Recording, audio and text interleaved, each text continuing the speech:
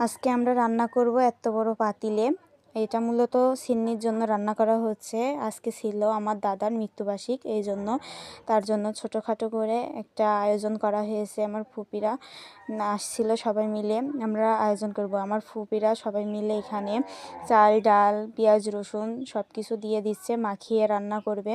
মশলাটা না কষিয়েই মাখিয়ে রান্না করলেও কিন্তু অনেক মজা হয়।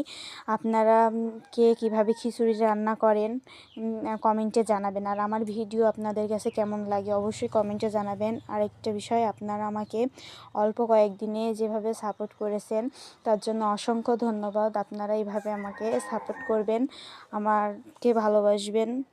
আপনারাও সবাই ভালো থাকবেন, সুস্থ থাকবেন। আর আমার থেকে আপনারা কোন ধরনের ভিডিও পেতে চান কমেন্টে জানাবেন। এখানে গোশ রান্না করা ছিল, সেগুলো দিয়ে দেওয়া হয়েছে। দেখেন খিচুড়িটা মাশাআল্লাহ অনেক সুন্দর হয়েছে। আরেকটা কথা, খিচুড়িটা রান্না করেছে আমার জামাই, মাশাআল্লাহ অনেক সুন্দর হয়েছিল। আল্লাহ হাফেজ, সবাই ভালো থাকবেন, সুস্থ থাকবেন।